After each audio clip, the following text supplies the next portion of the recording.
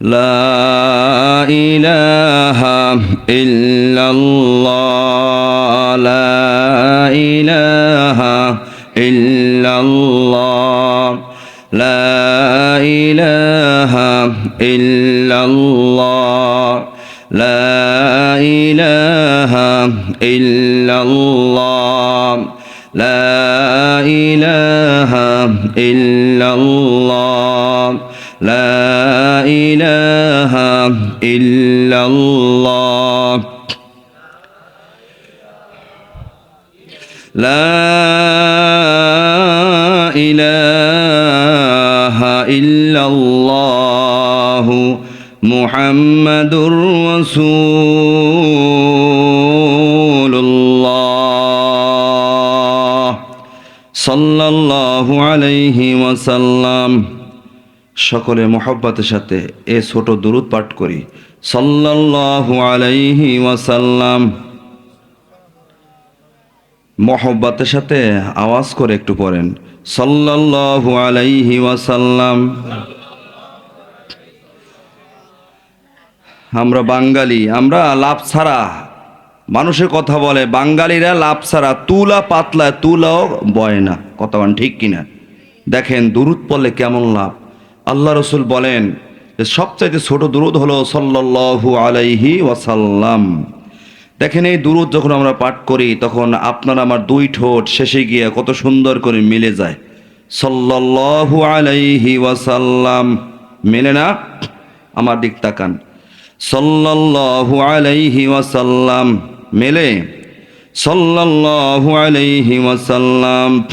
পয়গম্বর আরবি ১৫০০ বছর আগে ঘোষণা করেছেন, উম্মত আমার মহব্বতে পাগল হইয়া তুমি যদি দুরূদের সালাম পাঠ করে বলো সাল্লাল্লাহু আলাইহি ওয়াসাল্লাম, তোমার ঠোঁট দুইটা মেলতে দেরি, তোমার নাম আর তোমার বাবার নাম লিস্টি হয়ে আমি নবীর সোনার মদিনায় পৌঁছতে ১ সেকেন্ডও দেরি হয় না। আর জোরে বলেন সুবহানাল্লাহ। আপনার নাম, আমার নাম, বাবার নাম সহ এরকম লিস্টি হয়ে নবীজির সোনার মদিনায় হাজির হয়ে গেল। জোরে বলেন সুবহানাল্লাহ। নবী যখন দেখেন এই আশুতিয়ার অমুকের সন্তান অমুক, আব্দুর রহমানের সন্তান আব্দুল জব্বার আমার উপর দুরূদ শরীফ পাঠ করেছে, নবী যখন এই দৃশ্য দেখেন, তালিকা দেখেন, নবী আমার খুশি হয়ে যান। নবী ডাক দিয়ে বলেন, উম্মত আমার উপরও দরুদ পাঠ করলেই না কিয়ামতের ময়দানে মুসিবতের দিন আমি নবীর সুপারিশকে ওয়াজিব করিয়া নিলি। আমি পয়গম্বর, এমনই পয়গম্বর আমার মহব্বতে পাগল হইয়া তুমি যখন দুরুদের সালাম পাঠ করলাম, মুসিবতের দিন আমি পয়গম্বর তোমাকে ফেলাইয়া জান্নাতে যাব না।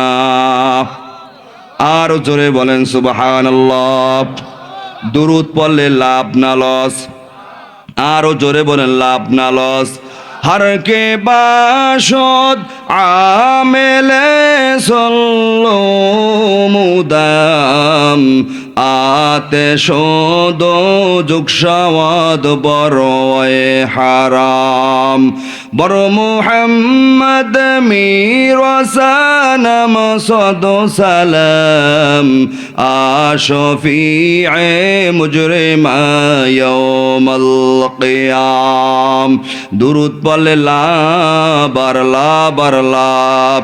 নবীর উপর যখন আমরা এখানে বসে কয়েক 5 বার দুরূদ পাঠ করলাম, কেউ 4 বার পাঠ করলেন, কেউ 3 বার পাঠ করলেন। যে 5 বার নবীর উপর দুরূদ পাঠ করলেন, 5 বার বাবার নাম সন্তানের নাম সহ নবীর দরবারে হাজির হয়ে গেল।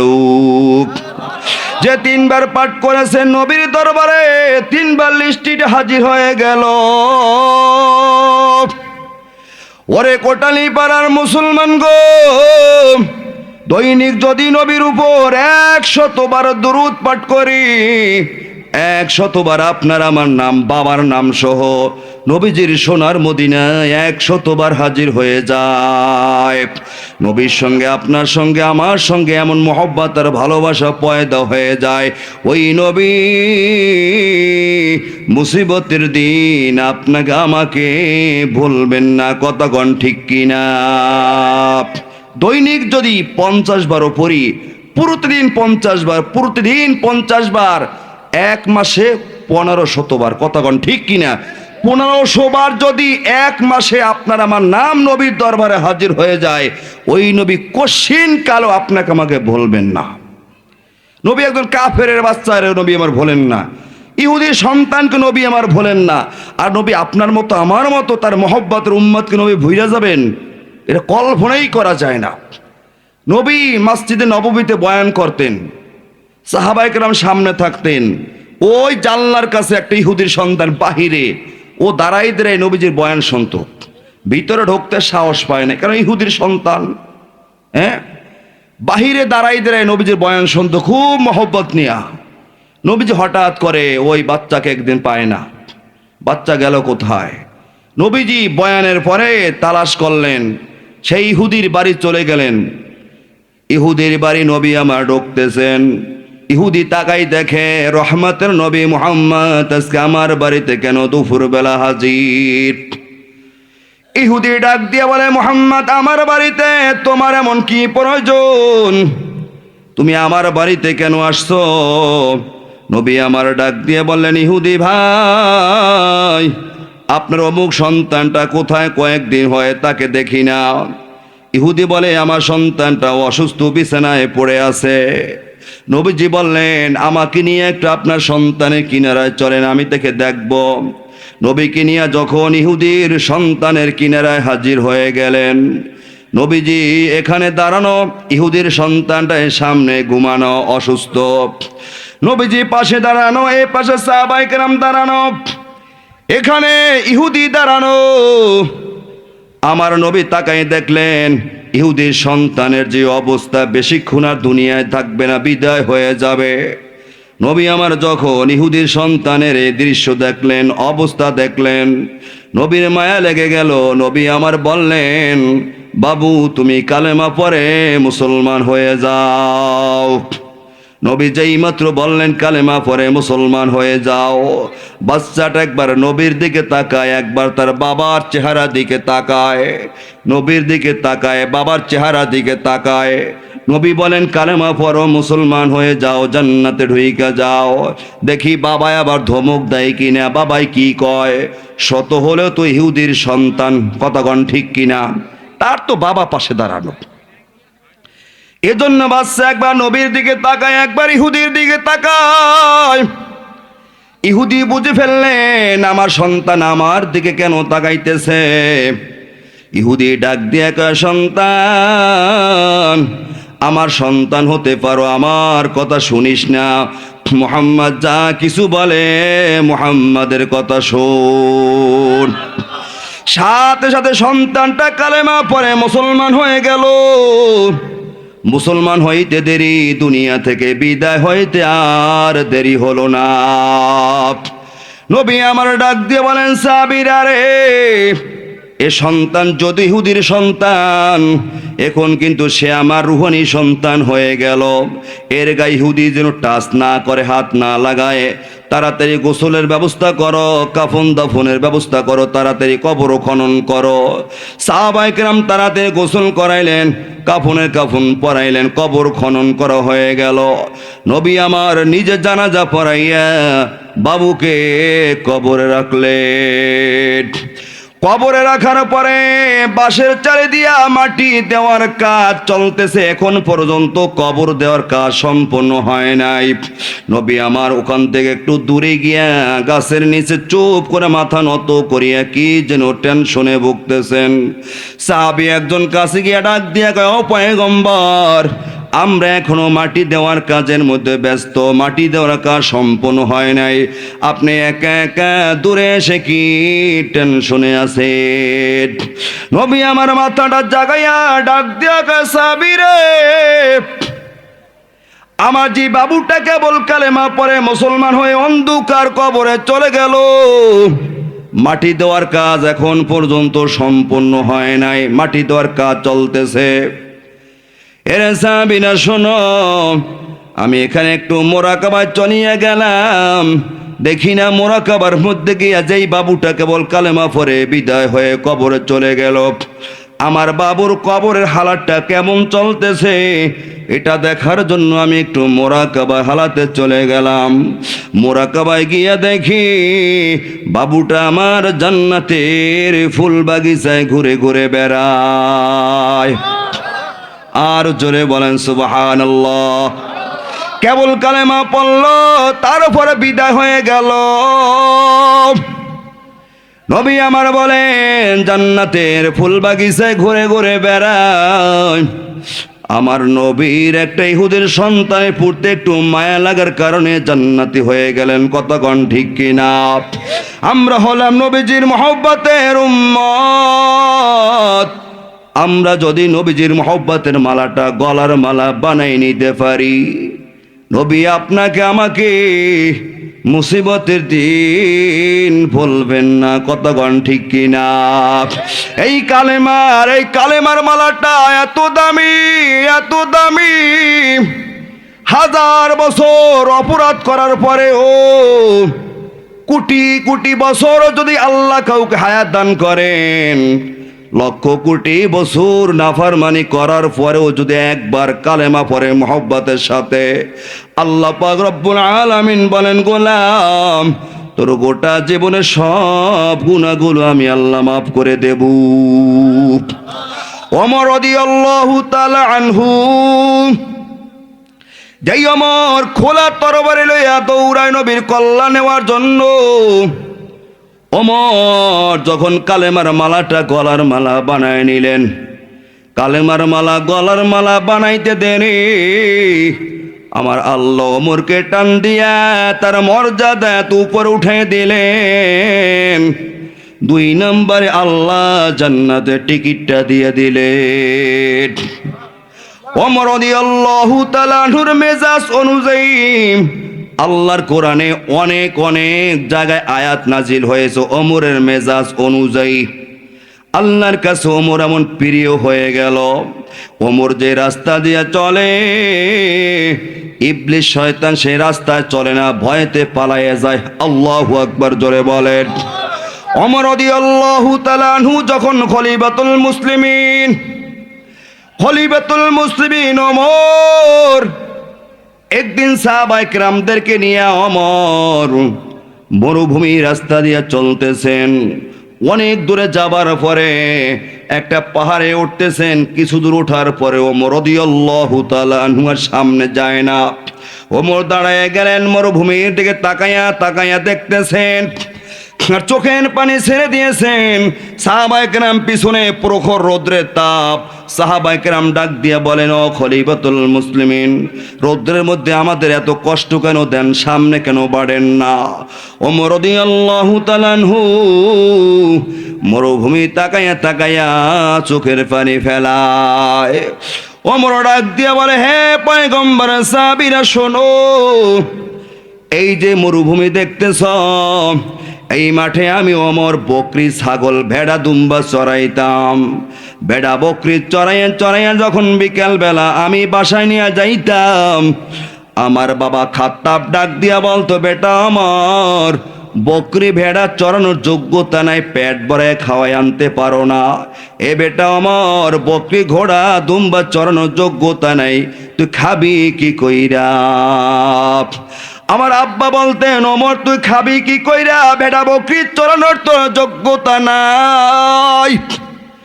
আমি সেই ওমর আল্লাহ রাসূল সাল্লাল্লাহু আলাইহি সাল্লামের গোলাম হওয়ার কারণে, পয়গম্বরের কালেমার মালাটা গলার মালা বানাই নেওয়ার কারণে আল্লাহ আজকে আমাকে এমন সম্মান দান করেছে, এমন রাজত্ব দান করেছেন, অর্ধ পৃথিবী আমি ওমরের আঙ্গুল হেলুনিতে শাসন চলে। জোরে বলেন সুবহানাল্লাহ। ইসলাম সে তো পরশমণি, তারে কে পেয়েছে খুঁজি, পরশে তাহারও শোনা হলো যারা মুরাদ তাদেরই বুঝি। বলেছেন হযরত পয়গম্বর, আমার পরে যদি কাউকে আল্লাহ নবী বানাইতেন আমার সাহাবী আমরকে। অর্ধ পৃথিবী শাসন করেছেন যিনি, ধুলির তখতে বসি, খেজুরের পাতার প্রাসাদ তাহার বারে বারে গেছে খুশি। শুধু আঙ্গুল হেলনিতে শাসন করিতেন এ জগতের, দিয়েছিলেন ফেলি মুহাম্মাদের চরণে সে শামশির। আল্লাহু আকবার, জোরে বলেন। লাউ কানা বাদি নাবিয়ুন লাকানা আমর, নবীজি বলেছেন আমার পরে আল্লাহ যদি কাউকে নবী বানাইতেন, আল্লাহ বানাইতেন আমার সাহাবী ওমরকে। সুবহানাল্লাহ। কোন সেই ওমর, যেই ওমর নবীর কল্যাণ নেওয়ার জন্য দৌড়ায়, 100 উটের লোভে পাগল হইয়া ওমর আমার নবীর কল্যাণের জন্য পাগল হইয়া দৌড়ায়। ওমর যখনই কালেমার মালা বানাইলেন, গলার মালা বানানোর সঙ্গে সঙ্গে আমার আল্লাহ মর্যাদা বাড়াই দিয়েছেন। জোরে বলেন সুবহানাল্লাহ। কেমন মর্যাদা হয়েছেন ওমরের কথা আর একটু না বললেই নয়। ওমর রাদিয়াল্লাহু তাআলা আনহু মসজিদে নববীতে একদিন খুতবা দিতেছেন। নবীর মসজিদে ওমর খুতবা দেন জুমার দিন সাহাবায়ে কেরাম সামনে। হঠাৎ করে ওমর রাদিয়াল্লাহু তাআলা আনহু খুতবার মাঝখানে বলেন, ইয়া সারিয়া আল জাবাল, ইয়া সারিয়া আল জাবাল, ইয়া সারিয়া আল জাবাল, আল জাবাল, আল জাবাল। সাহাবায়ে কেরাম যারা মদিনার মসজিদে ছিলেন অবাক হয়ে গেলেন। আজকে খলিফাতুল মুসলিমিন কেমন খুতবা দিতেছে রে? খুতবার মাঝখানে হঠাৎ করে সারিয়াকে ওমর কেন ডাকতেছেন? খুতবার আগের সাথে মিল পাওয়া যায় না, খুতবার পরের সাথেও মিল পাওয়া যায় না। যখন নামাজ হয়ে গেল, সাহাবায়ে কেরাম ঘিরিয়ে ধরলেন খলিফাতুল মুসলিমিন। খুতবার মাঝখানে হঠাৎ করে সারিয়াকে কেন ডাকতেছেন? সারিয়া তো মদিনার মসজিদে নাই। সারিয়া মদিনা থেকে 1200 মাইল দূরে ইরাকে নিহাওয়ানদের যুদ্ধে গিয়েছেন। আপনি সারিয়াকে কেন ডাকতেছেন? খলিফাতুল মুসলিমিন ওমর ডাক দিয়ে বলে, ও পয়গম্বর সাহাবীরা শোনো, আমি যখন খুতবা দিতেছিলাম আমার চোখের সামনে সারিয়া যে 1200 মাইল দূরে গিয়েছে নিহাওয়ানদের যুদ্ধে ইরাকের জমিনে, ওই জমিনটা যুদ্ধের ময়দানটা আমি ওমরের চোখের সামনে ভেসে উঠেছে। আমি ওমর তাকাইয়ে দেখতেছি সারিয়ার তো খবর নাই। সারিয়া যুদ্ধের ময়দানে যুদ্ধের জন্য প্রস্তুত। তার পিছন দিক থেকে পাহাড়ের সুড়ঙ্গ একটা রাস্তা আছে, ওই রাস্তা দিয়ে শত্রু বাহিনী অতর্কিত হামলা করার জন্য প্রস্তুত হয়ে গেছেন। এখন আক্রমণ করে ধ্বংস করে দেবেন, সকল সাহাবায়ে কেরামদেরকে শহীদ করে ফেলবেন। এই ভয়ঙ্কর দৃশ্য যখন আমি দেখলাম, আমি সারিয়াকে ডাক দিয়ে বললাম, সারিয়া রে, আল জাবাল, আল জাবাল, আল জাবাল। এ সারিয়া, তাড়াতাড়ি পাহাড়ের দিকে ঘুরিয়ে যাও, তাড়াতাড়ি পাহাড়ের দিকে ঘুরিয়ে যাও। ওমর রাদিয়াল্লাহু তাআলা এই কথাগুলো যখন বললেন, সাহাবায়ে কেরাম যারা ওখানে ছিলেন চিন্তা করতেছেন, দেখবো ওমর তুমি যে কথা বলতেছ কথা সত্য না মিথ্যা। সারিয়া যুদ্ধের ময়দান থেকে যখন আসবে 1200 মাইল দূরে, ওমর তুমি কেমন কইরা দেখো তোমার কথা সত্য না মিথ্যা, ওই দিন যাচাই বাছাই হবে।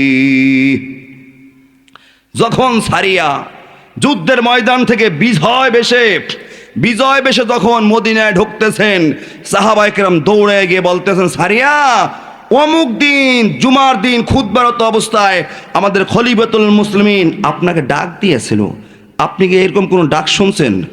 ওমর রাদিয়াল্লাহু তাআলা আনহু ডাক দিয়া বলেন, আমি একা ওমর নয়, ওই দিন ওই মুহূর্তে খলিফাতুল মুসলিমিন আমাদের যখন ডাক দিয়েছিলেন, আমরা ওই 1200 মাইল দূরে ওই জমিনে যারা যুদ্ধের ময়দানে ছিলাম, আমাদের সকলের ধারণা হয়েছে ওমর সকলের কানের সাথে ওমর রাদিয়াল্লাহু তাআলা আনহু তার মুখটা লাগাইয়া সবাইকে ডাকতেছে আর বলতেছে, আল জাবাল, আল জাবাল, আল জাবাল, তাড়াতাড়ি পাহাড়ের দিকে ঘুরিয়ে যাও, তাড়াতাড়ি পাহাড়ের দিকে ঘুরিয়ে যাও। ওই মুহূর্তে ওই সময় যদি খলিফাতুল মুসলিমিন ওমর আমাদের সতর্ক না করতেন, ওই জমিনে আমরা শহীদ হইয়া দাফন হইয়া হইয়া যাইতাম, আর কোনোদিন মদিনার চেহারা দেখতাম না। জোরে বলেন সুবহানাল্লাহ। এটা কেমন চোখ অর্জন করেছেন ওমর? এটা কিন্তু এই চামড়ার চোখ নয়, এটা ভিন্ন জগতে দুইটা চোখ। এই চোখ দিয়া তো দেয়ালের ওপাশে দেখা যায় না, কিন্তু আল্লাহ পাক রব্বুল আলামিন বান্দাদেরকে ভিন্ন জগতের দুইটা চোখ দান করেন। এটা কোরআনের চোখ, এটা হাদিসের চোখ, এটা হলো তাজকিয়াতুন নুফুস। এই চোখ তাজকিয়া ছাড়া অর্জন করা যায় না, এই চোখ আত্মশুদ্ধি ছাড়া অর্জন করা সম্ভব নয়। ওমর রাদিয়াল্লাহু তাআলা আনহু আমার পয়গম্বরের দরবারে থেকে থেকে এমন আত্মশুদ্ধি অর্জন করেছেন, এক জায়গায় থাইকা 1200 মাইল দূরের খবর কইয়া দেয়। জোরে বলেন সুবহানাল্লাহ। এই সে ওমর, এটা কিন্তু এমনি হয় না। এই তো গেল খলিফাতুল মুসলিমিন ওমরের ঘটনা, অনেক পরের ঘটনা। আপনার আমার ইমামে আজম আবু হানিফা রহমাতুল্লাহি আলাইহি ওযুখানায় গেলেন। ওযুখানায় তাকাই দেখেন একজন যুবক ওযু করতেছে। এবার ইমাম সাহেব ডাক দিয়ে বলেন, যুবক তুমি জিনা করেছো। যুবক অবাক হয়ে গেল, ইমাম সাহেব আপনি কেমন করে জানলেন আমি জিনা করেছি? দুনিয়ার কোনো চোখ দেখে নাই, কেউ দেখে নাই, কেউ দেখে নাই, আপনি জানলেন কেমন করে? ইমাম সাহেব ডাক দিয়ে বলেন, শোনেন। ইমাম সাহেব ডাক দিয়ে বললেন, শোনো, তুমি যে অজু করতেছো, তোমার অজুর পানির সঙ্গে সঙ্গে তোমার জেনার গুনাহগুলো ধুয়ে ধুয়ে যাইতেছে। কোন প্রকারের গুনাহ ধুয়ে যায় আমি ইমামে আজম তাকাই তাকাই দেখতেছি। জেনা করার পরে তুমি অজু করতেছো। জোরে বলেন সুবহানাল্লাহ। কোন প্রকারের গুনাহ ধুইয়া যায় অজুর পানির সাথে, তাও ইমামে আজম আবু হানিফা তাকাই তাকাই দেখে। আবার একদিন দেখেন ওই রকম একজন নওজোয়ান যুবক অজু করতেছে। ইমাম সাহেব তাকাই বলেন, যুবক চুরি করছো? তাকাই রয়েছে, কি কয়? মোল্লা হুজুর মানুষ কি কয় আমি চুরি করছি? কেউ দেখছে, কেউ তো দেখে নাই হুজুর, আপনি জানলেন কেমন কইরা? ইমাম সাহেব বলেন, উজু করতেছো, উজুর পানির সঙ্গে সঙ্গে চুরি করার গুনাহ ঝরে ঝরে পড়ে যায়। কালকে বলবেন সুবহানাল্লাহ। জোরে বলেন সুবহানাল্লাহ। পয়গম্বর আরবি মুহাম্মদুর রাসূলুল্লাহ সাল্লাল্লাহু আলাইহি ওয়াসাল্লাম বলেন, ইন্না উম্মতি ইউদআউনা ইয়াওমাল কিয়ামাহ গুররাম মুহাজ্জিলিনা মিন আসারিল বুজুহ ফামান ইসতাতাআ মিনকুম।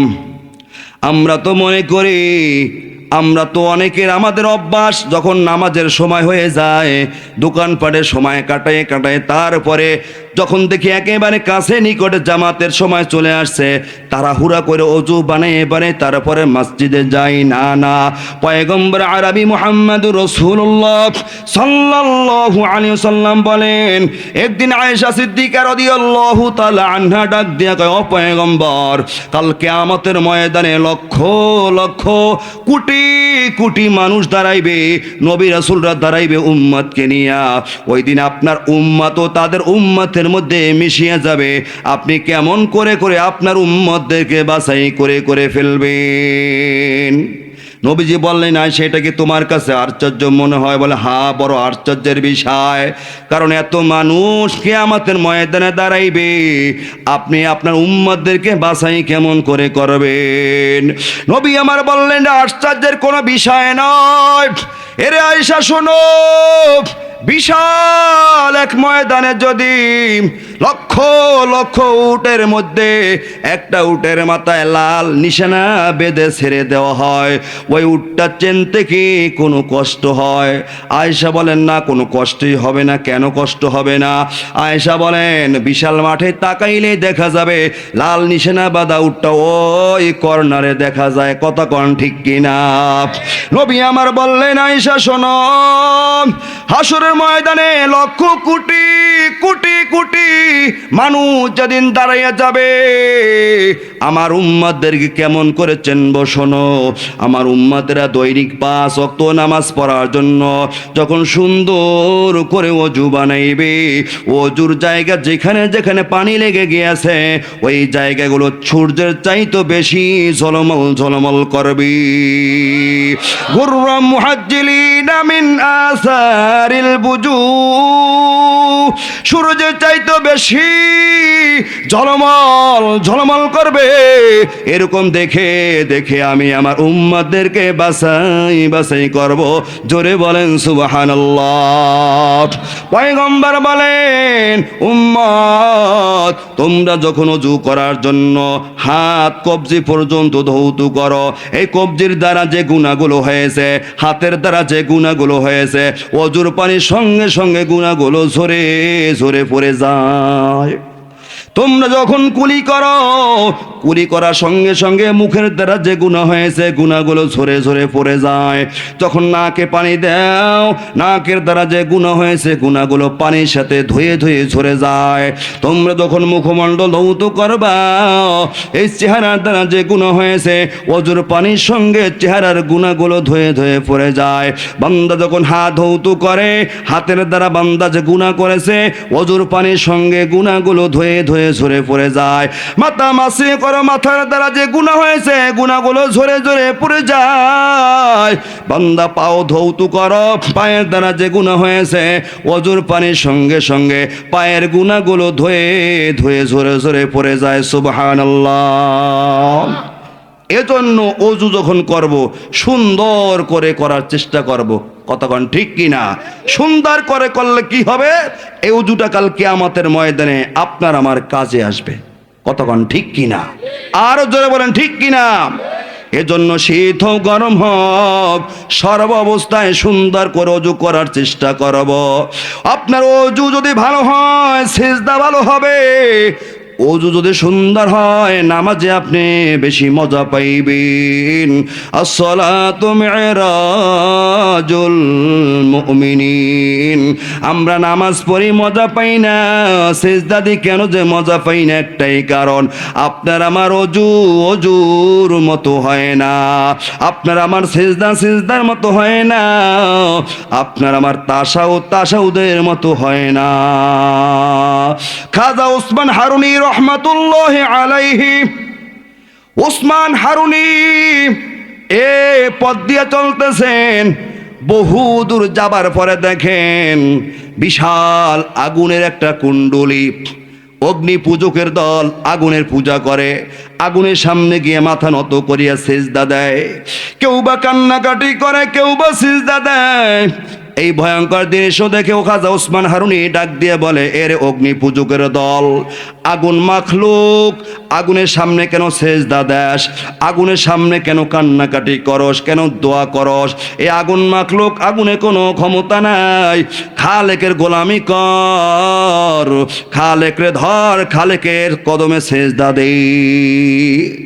এবার অগ্নি পূজকরা কয়, ও তাহলে বুঝেছি খাজা ওসমান, তুমি মনে হয় আগুনের পূজা করো না, তুমি আগুনের স্রষ্টা খালেকের গোলামি করো। খাজা ওসমান হারুনি বলেন, হ্যাঁ, আগুন মাখলুক, আগুনের সামনে আমি সেজদা দিই না, আমি খালেকের গোলামি করি, যিনি খালেক, যিনি আগুন সৃষ্টি করেছেন। তা শোনো খাজা ওসমান, একজন বলতেছে আমি 30 বছর আগুনের সামনে সেজদা দিই, আগুনের কাছে কান্নাকাটি করি, আগুন আমার সাথে ভালো ব্যবহার করে না, হাত দিলে হাতটা জ্বালাই ফেলায়। আর একজন বলে 50 বছর, আর একজন কয় জীবন শেষ করে ফেললাম, আগুনের গোলামি করে করে একটু ভালো ব্যবহার করে না, হাত দিলে আগুনে জ্বালাই ফেলায়। তাহলে তুমি যেহেতু আগুনের স্রষ্টা খালেকের গোলামি করো, তাহলে তোমার সাথে খালেকের সঙ্গে ভাব আছে, তুমি একটু আগুনে হাত দিয়ে দেখাও না, আগুনে তোমার সঙ্গে কেমন ব্যবহার করে। খাজা ওসমান হারুনি বলেন যে আমার হাত দিলে কি হবে? তোমার হাত যদি আগুনে না জ্বালায় তাহলে আমরাও তোমার খালেকের ধর্ম, তোমার খালেকের গোলামি আমরা শুরু করে দেব। তাই নাকি? বলে হ্যাঁ। তাহলে দাঁড়াও, আমি আমার খালেকের সঙ্গে একটু যোগাযোগ করে টেলিফোন করে নি। টেলিফোন কি আবার? ওই অপেক্ষা করো। খাজা ওসমান হারুনি খাদেমকে ডাক দিয়ে বলেন, খাদেম তাড়াতাড়ি ওযুর পানি দে, আমার মেসকটা দে, ওযুর পানি দে।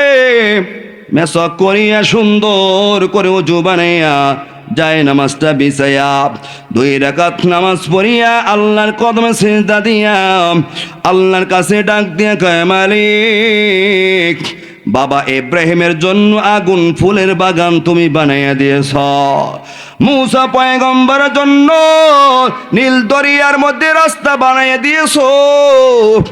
আল্লাহ আমিও তোমার দিনের জন্য চলছি, একা যাব না, তুমি আমার সঙ্গে থাইকো। আল্লাহ সঙ্গে টেলিফোনে যোগাযোগ করিয়াম খাজা ওসমান হারুনি এবার যায় নামাজটা কাঁধের উপর ফেলাইয়া হাতের মধ্যে তসবিহ নিয়ে আল্লাহ আল্লাহ আল্লাহ আল্লাহ জিকির করতে করতে বিশাল আগুনের কুণ্ডলের মধ্যে ঢুকিয়া গেলেন। আবার জিকির করতে করতে আগুনের ভিতর থেকে বের হয়ে আসলেন। আগুনে একটা পশম পর্যন্ত জ্বালানো। ওই নামাজ কিন্তু আপনার আমার নামাজ না, ওই নামাজ কিন্তু মেরাজ নামাজ। ওই নামাজ এমনই নামাজ, আপনার আমি নামাজ পড়ি, আপনার আমার রুকুটা ঠিক মতো হয় না, নামাজ পড়ে সেজদা হয় না, নামাজ পড়ে রুকুর তাসবিহ সেজদার তাসবিহ ঠিক মতো বলতে পারি না, তাওসত বলতে পারি না, দোয়া মাসুরা বলতে পারি না। কিন্তু খাজা ওসমান হারুনি নামাজ পড়েছেন মেরাজ নামাজ, মেরাজ নামাজ পড়েছেন, যার কারণে তার নামাজ আগুন থেকে আল্লাহ তাকে হেফাজত করেছেন। কতগণ ঠিক কিনা? সাহাবায়ে কেরাম যুদ্ধের জন্য রওনা, সামনে বিশাল সমুদ্র। আবু হুরায়রা রাদিয়াল্লাহু তাআলা আনহু ওই কাফেলার মধ্যে ছিলেন। সামনে বিশাল সমুদ্র, কালেমার পতাকা উপরে ওপারে গিয়ে উড়াইতে হবে, ওপারে আমরা দিনের দাওয়াত নিয়ে যাব। মুজাহিদ বাহিনী চিন্তা করতেছে এই সমুদ্র কেমন করে পাড়ি দিয়ে আমরা ওপারে যাব। তাকাই দেখলেন কাফেলার আমির সাহেব আল্লাহর সঙ্গে একটু যোগাযোগ করলেন। 2 রাকাত নামাজ পড়ে আল্লাহর সঙ্গে যোগাযোগ করিয়া ডাক দিয়ে কয়, কাফেলার লোকেরা তোমরা তোমাদের ঘোড়া চালাইয়ে দাও, তোমরা তোমাদের সকলের ঘোড়া চালাইয়ে দাও সমুদ্রের উপর দিয়া। কারো যদি জানমালের যাররা পরিমাণ ক্ষতি হয়ে যায় আমি তার জিম্মাদার হয়ে গেলাম। কোনো একটা কাফেলার লোক এ কথা বলে না, আমির সাহেব মাথা নষ্ট, এই আটলান্টিক মহাসাগরের মতো সমুদ্র পাড়ি দেব, কিনারায় গেলেই তো ঘোড়া ডুবে যাবে, ধ্বংস হয়ে যাব। একটা কাফেলা লোক এই কথা কয় না। কাফেলা লোকেরা তাকাই দেখলেন আমির সাহেব একটু আল্লাহর সঙ্গে যোগাযোগ করেছে। বলতে দেরি কাফেলা লোকেরা ঘোড়া দাবড়াই দিলেন সমুদ্রের উপর দিয়া, পানির উপর দিয়ে ঘোড়া দাবড়াই ওপার চলে গেলেন। একটা ঘোড়ারও একটু খুঁড়াও পানিতে ভেজে নাই। আরো জোরে বলেন, আসসালাতু মিরাজুল মুমিনিন, এটা হলো মেরাজ নামাজ। আপনার আমি নামাজ পড়ে মজা পাই না, আপনার আমি নামাজ পড়ে দিলে শান্তি পাই না। এরাও নামাজ পড়তো, আমি আর আপনিও নামাজ পড়ি। নামাজ হইতে হবে নামাজের মতো, হালাল খাইতে হবে হালাল। হারাম খাইয়া সিজদা দেবা, তোমার সিজদায় মজা পাইবা না। কথা গো ঠিক কিনা? হারাম খাইয়া কিয়ামত পর্যন্ত হায়াত যদি আল্লাহ তোমাকে দান করে, ওই সিজদায় মজা নাই, তোমার সিজদা আল্লাহ কবুল করবেন না। হারাম টাকা টুপি মাথায় দিয়া যদি নামাজ পড়ো তোমার সিজদা কবুল হবে না। হারাম টাকার জামা গায়ে দিয়ে নামাজ পড়বা, তোমার নামাজ আল্লাহ কবুল করবেন না। হারাম টাকা পয়সা খাইয়া খাইয়া বডির মধ্যে রক্ত জমাইবা, তোমার শরীর যাবে মালিকের জাহান্নামের আগুনে। লা ইয়াদখুলুল জান্নাতা জাসাদুন গুযিয়া বিল হারাম, যেই শরীর হারাম খাইয়া খাইয়া খাইয়া খাইয়া লালিত পালিত হয়েছে, ওই শরীর জান্নাত তো দূরের কথা জান্নাতের ঘেরানো পাবে না, ওই শরীর যাবে জাহান্নামের আগুনে। কাঠুরিয়া গাছ কেটে কেটে লাকড়ি বানিয়ে বানিয়ে বাজারে বিক্রি করে সংসার চালায়। বুড়া মানুষ কাঠ কেটে দুপুর বেলা কুড়ালখানা কাঁধে ঝুলাইয়া বাড়িতে আসতেছেন, মসজিদের কিনারা দিয়ে যাইতেছেন। তাকাই দেখেন মসজিদের মধ্যে একজন বুড়া বড় একটা গাঁটটি মাথা নিচে দিয়া কাঠ হইয়া মসজিদের বারিন্দা শুয়ে আছে সজাগ। এ মুরাব্বি মানুষ নামাজি মসজিদের কিনারে যাচ্ছে, তাকাই দেখে মসজিদের মধ্যে অপরিচিত যুবক বুড়া গাঁটটি মাথা নিচে দিয়া শুয়ে আছে। মুরাব্বি কাঠুরিয়ে বলতেছেন, ভাই আপনার বাড়ি কোথায়? মনে হতেছে অপরিচিত। বলে হ্যাঁ, আমার বাড়ি দামেস্কে। আপনি যাবেন কই? আমি একজন মুসাফির, গন্তব্য বহুদূর। নামাজ পড়ছেন? কয় না, নামাজ পড়ি রে। তো অপেক্ষা করেন, আমি আসতেছি। কাঠুরিয়ে বাড়ি চলে গেলেন। বাড়ি গিয়া ফেরে শুয়ে আসলেন, একসাথে নামাজ পড়লেন। নামাজ পড়ার বলতেছেন, ভাই আপনি কোনো খানা পিনা খেয়েছেন? কয় খানা পাবো কোথায়, আমি তো মুসাফির মানুষ, খাবার নাই সাথে। তো অপেক্ষা করেন, দেখি কোনো কিছু জোগাড় করা যায় কিনা। কাঠুরিয়ে বাড়ি চলে গেলেন। বাড়ি যাবার পরে বিবিকে বলেন, বিবি ঘরে কোনো খাবার আছে? বলে খাবার তো আছে, 6টা রুটি আছে, আপনার 2টা, আমার 2টা, আর ছেলের 2টা, ছোট বাচ্চা। তাই নাকি? বলে হ্যাঁ। আমি রুটি একটা খাইলেও আমার হবে, আমাকে একটা দাও, আর আমি আমার ওই মুসাফির ভাইকে দিয়ে আসি, মসজিদে অপেক্ষা করতেছেন। বিবি বলেন, আমার একটা নিয়ে যান। 2টা নিলেন। ছেলেকে, আব্বা আপনারা 2জনে নেকির কাজে শরিক হইতেছেন, আমাকে শরিক করবেন না? ছোট বাচ্চা, সেও একটা রুটি দিয়ে দিল। বলেন সুবহানাল্লাহ। 3 রুটি নিয়ে এবার কাঠুরিয়া ওই বন্ধুর কাছে চলে গেলেন। বন্ধুকে বললেন, ভাই আপনি দুপুরবেলা খাবার খান। কাঠুরিয়া দিয়ে আসলেন। মুসাফির মানুষ, সুন্দর মজা করে খাবার খাইলেন। ওই দিন শেষ। দ্বিতীয় দিন কাঠুরিয়া যখন আবার বন থেকে কাঠ কেড়ে বাড়ি আসতেছেন, আবার তাকাই দেখে বুড়া মসজিদের বারিন্দা ওরকম শোয়া। কাঠুরে চিন্তা করতেছেন, কতদিন খাবার খাওয়াইলাম, যায় নাই, আজকেও আছে। উনি তাড়াতাড়ি বাড়ি গিয়ে ফ্রেশ হয়ে আসছেন, নামাজ পড়লেন। বলতেছেন, বাড়ি যান নাই আপনি গন্তব্যে? কয় না, যাই নাই। যান নাই কেন? এমনি যাইনি। আচ্ছা, তো অপেক্ষা করেন, দেখি কোনো খাবারের ব্যবস্থা করা যায় কিনা। উনি বাড়ি চলে গেলেন। বিবিকে বলেন, বিবি কোনো খাবার আছে? আজকে তো ঘরে আটা নাই, মাত্র 3টা রুটি ভেজেছি। আচ্ছা ঠিক আছে, আজকে নয় পানি খেয়া দিন কাটাবো, মুসাফির ভাই মসজিদে আছে, তারা খাবারের জন্য রুটিটা আমি দিয়ে আসি। বিবি বলেন, আমিও পানি খেয়ে কাটাই দেবো আজকে, আমি আমার রুটিও নিয়ে যান। সন্তান কয়, আব্বা আমার একটা রুটি অর্ধেক নিয়ে যান। আব্বা কয় না, তোমারটা তুমি খাও, আমরা 2জনে আমার 2জনটা দিয়ে আসি। যখন কাঠুরে 2 রুটি মুসাফিরকে দিয়ে আসলেন, আসার পর 3র্থ দিন কাঠুরিয়া আজকে ঘরে খাবার নাই, না খেয়ে রয়েছে। এরপরে 3র্থ দিন যখন কাঠ কেটে আসতেছেন, আবারও দেখেন মুসাফির মসজিদের বারিন্দায়। এবার কাঠুরিয়ার একটু রাগ হয়েছেন। তিনি বলতেছেন, আপনি এখনো যান নাই? আপনি তো আমাকে বড় বিপদে ফেলাই দিয়েছেন। বিপদ মানে কি? গতকালকে না খেয়ে রয়েছে, আগের দিন 1 রুটি খেয়েছি, আজকে ঘরে কোনো খাবারই নাই, আজকে আপনার জন্য কি খাবার নিয়ে আসবো? আপনি যান নাই কেন? সত্য কথা বলেন। কেন এমনি যাইনি? কয় না, সত্য কথা বলেন, আপনি কেন যান নাই? মানে এমনি যাই না। এমনি না, সত্য কথা বলেন। ধরছে জোর কইরা। শেষ পর্যন্ত মুসাফির বলতেছে, ভাই এই দরজা কেমন করে আমি ছাড়তে পারি রে? প্রথম দিন যখন আপনি আমাকে 3টা রুটি দিলেন, 3টা রুটি আমি খেয়ে ফেললাম। রাতের বেলা আমি পর পর 3বার বিশ্ব নবীকে স্বপ্ন দেখলাম। কালকে বলবেন সুবহানাল্লাহ। মুসাফির বলতেছেন, প্রথম দিন আমি 3বার স্বপ্নে দেখলাম নবীকে। দ্বিতীয় দিন যখন 2টা রুটি আমাকে দিলেন, 2 রুটি খেয়ে ফেললাম। ওই রাত্রে আমি আমার নবীকে পরপর 2বার স্বপ্ন দেখলাম। আজকে আমি অপেক্ষায় আছি, আজকে আবার আপনার ঘর থেকে কোন খাবার আমার জন্য হাজির হয়, অপেক্ষায় আছি রে। এ দরজা ছেড়ে তো যাওয়া যায় না। যেই ঘরের খাবার খাইলে নবীকে স্বপ্ন দেখা যায়, এরকম হালাল খাবার জগতে আর কোথায় পাবো না, এজন্য দরজা ছাড়ি না। সুবহানাল্লাহ। হালাল খাওয়ার অভ্যাস করো রে বাবারা।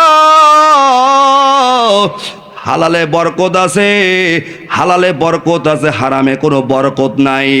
ইমামে শাফি রহমাতুল্লাহ আলাইহি, ইমাম শাফি রহমাতুল্লাহ আলাইহির ছাত্র ইমাম আহমদ ইবনে হাম্বল, যুগ শ্রেষ্ঠ আল্লাহর ওলি ইমাম আহমদ ইবনে হাম্বল ওস্তাদের বাড়ি যায় না, বহুদিন হয়ে গেল। ইমাম শাফি রহমাতুল্লাহ আলাইহি ডাক দিয়া কয়, চিঠি লিখছেন, এরে আহমদ, এরে ছেলে আমার ছাত্র, তুমি আমার বাড়িতে অনেক দিন হয়েছিলেন। ওই জামানায় আব্দুল্লাহ ইবনে মুবারকের মধ্যে এত বড় বুজুর্গ, এত বড় আল্লাহওয়ালা, এত বড় মুহাদ্দিস জগতে একজনও ছিল না, এত বড় ধনী ছিলেন। আব্দুল্লাহ ইবনে মুবারক প্রতি বছর 1000 মানুষকে নিজের টাকায় হজ করাইতেন। সুবহানাল্লাহ। 1000 মানুষকে নিজের টাকায় হজ করাইতেন বাইতুল্লাহ। হজের পরে হাজী সাহেবদেরকে ডেকে ডেকে নসিহত করতেন আর বলতেন, ও হাজী সাহেবরা, আপনার দেশে চলিয়া যাবেন ইরাকে, আপনাদের আত্মীয় স্বজন আছে, ছেলে সন্তান পরিবার পরিজন আছে, আপনারা ওকাজ বাজারে চলে যাবেন, যে দোকান থেকে যত সামানপত্র আপনি মাথায় বোঝা বহন করে দেশে নিয়ে যাইতে পারবেন, ওই পরিমাণ সামানপত্র আপনি বোঝা বহন করতে পারবেন, ওই পরিমাণ সামানপত্র আপনি ক্রয় করিয়া গাড়িটি বেঁধে বেঁধে আপনি দেশে নিয়ে যাবেন। কোনো দোকানদারদেরকে 1 পয়সা পরিমাণ দেওয়া লাগবে না। আমি আব্দুল্লাহ ইবনে মুবারক সকল দোকানদারদেরকে বলিয়া রেখেছি, আমার হাজী সাহেবরা যা মনে চায় নেবে দিয়া দেবেন, আমি আব্দুল্লাহ ইবনে মুবারক সব টাকা পয়সা পরিশোধ করে দেব। কল্পনা করা যায় 1000 হাজী সাহেব নিজের টাকা হজ করাইতেন, আবার নিজে সব টাকা পয়সা পরিশোধ করতেন। যত কম্বল বলেন, খেজুর বলেন, পানি বলেন, যা পারবেন নিয়ে যান দেশে, মাথায় বোঝা বহন করে সব টাকা পয়সা আমি দেব। জোরে বলেন সুবহানাল্লাহ। এত বড় বুজুর্গ, এত বড় দানশীল আব্দুল্লাহ ইবনে মুবারক। ওই জামানায় দোতলা বিল্ডিং ছিল তার বাড়িতে। আব্দুল্লাহ মুবারকের বাড়ির পাশেই একজন মা ছোট একটা বাচ্চাকে নিয়ে রাতের বেলা ঘুমানো। হঠাৎ করে বাচ্চা একদিন ডাক দিকে, মা, ওই ছাদের উপর একটা মিনার দেখতাম, ঝলমল ঝলমল করতো, কয়েকদিন হয়ে গেল মিনারটা আর দেখি না। এর কয়েকদিন আগে আব্দুল্লাহ ইবনে মুবারক দুনিয়া থেকে বিদায় হয়ে গেছেন। তখন মা চোখের পানি ছেড়ে দিলেন। মা ডাক দিয়ে কয়, সন্তান, ওটা দুনিয়ার কোনো মিনার না। আব্দুল্লাহ ইবনে মুবারক রাতের বেলা দাঁড়াইয়া দাঁড়াইয়া সাদা পাগড়ি, সাদা জুব্বা, সাদা পোশাক পরিধান করে আল্লাহর গোলামি করার জন্য যখন দাঁড়াইতেন, চন্দ্রের আলো যখন আব্দুল্লাহ ইবনে মুবারকের নুরানি চেহারার উপর পড়ত, সুন্দর চাঁদের মতো চেহারা ঝলমল ঝলমল করত। ছোট বাচ্চা ডাক দিয়ে মারে, ওই যে ছাদের উপর একটা নূরের মিনার দেখা যাইতো, ঝলমল করত, কয়েকদিন হয়ে গেল মিনারটা আর দেখি না। মা চোখের পানি ছেড়ে ডাক দিয়া কয়, সন্তান, ওটা দুনিয়ার কোনো মিনার না, ওটা ছিল আব্দুল্লাহ ইবনে মুবারকের বাড়ির ছাদ। ওখানে আব্দুল্লাহ ইবনে মুবারক রাতের বেলা দাঁড়ায়া দাঁড়ায়া সুবে সাদেক পর্যন্ত আল্লাহর গোলামি করতেন। আব্দুল্লাহ ইবনে মুবারক দুনিয়া থেকে বিদায় হয়ে যাওয়ার পরে তার একজন বন্ধু রাতের বেলা স্বপ্নে সাক্ষাৎ হয়ে গেল। দুনিয়ার মুহাদ্দিস সাহেব, তিনিও ভালো মনের একজন বন্ধু, ডাক দিয়া কয়, ও মুহাদ্দিস সাহেব, আব্দুল্লাহ ইবনে মুবারক অন্ধকার কবরে আল্লাহর ব্যবহার কেমন পেয়েছ? আব্দুল্লাহ ইবনে মুবারক বলেন, আল্লাহ আমাকে জান্নাত দান করেছেন। আল্লাহ দান করেছেন জান্নাত। তবে শুনুন ভাই, আল্লাহ আমাকে জান্নাত দান করেছেন, কিন্তু আমার বাড়ির সামনে একজন কামার আছে। কামার লোহা পোড়াইয়া পোড়াইয়া দা কাছে খুন্তা কুড়াল বানাইতো কামার। আমার কয়েকদিন আগে দুনিয়া থেকে বিদায় হয়ে গেল। আল্লাহ আমার চাইতে কামারকে আরো বড়, আরো সুন্দর জান্নাত দান করেছেন। সাথে সাথে দুনিয়ার বন্ধু অবাক হয়ে গেল। এত বড় আব্দুল্লাহ মুবারক মুহাদ্দিস, এত দানশীল, এত বড় বুজুর্গ, তার জান্নাতে চাইতে সাধারণ একজন কামারের জান্নাত বড় আরো সুন্দর। অবাক হয়ে গেলেন।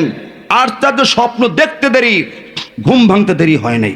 ফজরের পরে কামারের বাড়ির উদ্দেশ্যে রওনা।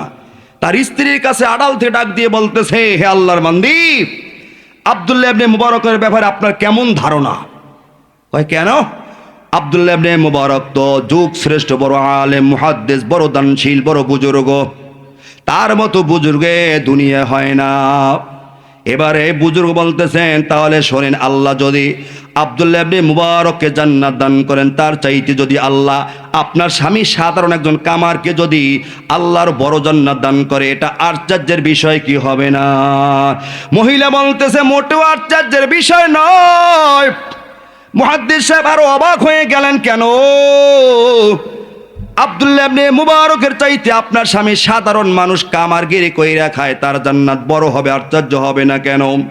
মহিলা বলতেছে, শোনেন, আব্দুল্লাহ ইবনে মুবারক আলেম বড় হতে পারে, বুজুর্গ বড় হতে পারে, দানশীল বড় হতে পারে, কিন্তু আমার স্বামী কিন্তু এত বড় বুজুর্গ না, বড় দানশীল না, বড় মুহাদ্দিসও না। আমার স্বামী কিন্তু আল্লাহর বড় আশেক। আমার স্বামী আল্লাহর বড় আশেক।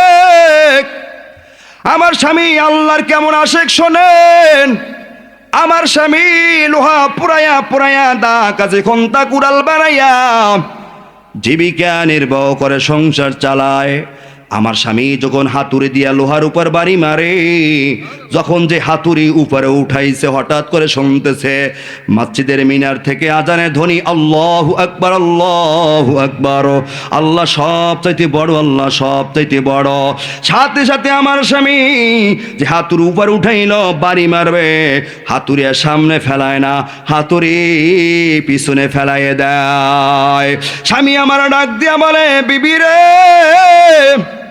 আমার বড় মুনিব আমাকে ডাকতেছে, আমার আল্লাহ সব চাইতে বড়, আল্লাহু আকবার, আল্লাহু আকবার, আমার আল্লাহ আমাকে ডাকতেছে। আল্লাহ কয়, আমি সব চাইতে বড়, আমি সব চাইতে বড়। হাতুড়ি যদি আমি সামনে ফেলাই বাড়ি মেরি, আল্লাহর চাইতে আমার বাড়িটা, আমার কাজটা বড় হয়ে গেল। আমি নেমুখার আমি হয়ে যাব। এই নেমুখার আমি হওয়া যাবে না, নাশুকরি করা যাবে না। এই মনে করি আমার স্বামী হাতুড়ি পিছনে ফেলাই, তো সামনে হাতুড়ি ফেলায় না। জোরে বলেন সুবহানাল্লাহ। আমার স্বামী সঙ্গে সঙ্গে ওযু বানাইয়া আল্লাহর কদমে সিজদা দেওয়ার জন্য পাগলের মতো দৌড়ায়। বড় মুহাব্বতের সাথে আমার স্বামী দাঁড়ায় দাঁড়ায়া আল্লাহর গোলামি করে, আল্লাহর কদমে সিজদা দিয়ে চোখের পানি ফেলায়, আল্লাহর দরবারে চোখের পানি ফেলায়, হাউমাউ করে কাঁদে আর ডাক দিয়ে গেল, নফল পড়ার সুযোগ পাই না, বানাইয়াছো গরিব।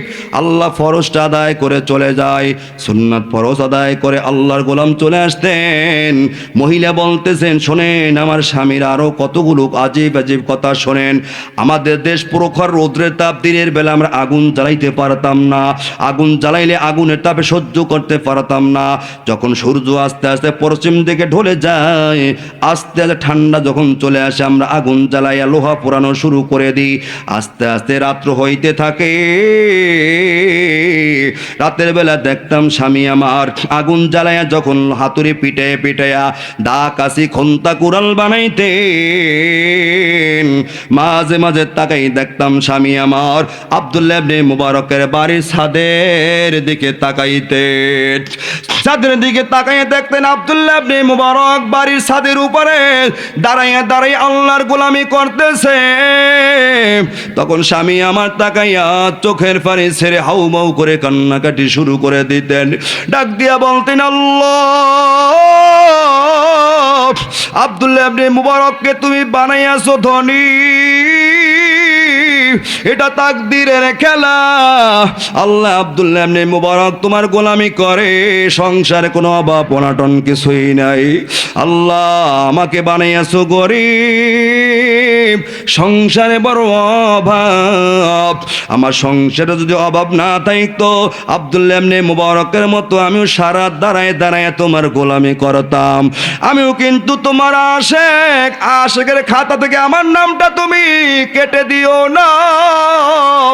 হে আল্লাহর গোলাম, আমার স্বামী আল্লাহর দরবারে কান্নাকাটি করতেন, আফসোস করে বলতেন, আল্লাহ তোমার গোলামি করতে পারি না, বানিয়েছো গরিব, সারা রাত কাজ করে করে আমার সংসার চালানো লাগে। ওই আল্লাহর গোলাম কিছুক্ষণ পর পর স্বামী আমার কাজের ফাঁকে ফাঁকে ওইরকম তাকাইয়ে তাকাইয়ে আব্দুল্লাহ ইবনে মুবারকের ইবাদত দেখতেন আর কান্নাকাটি করতেন আল্লাহর দরবারে। এরকম কেঁদে কেঁদে রাত্রগুলো পার করিয়া দিতেন। ও এলাকার মুসলমান গো, আল্লাহ পাক রব্বুল আলামিনের আশিক হইয়া যাও।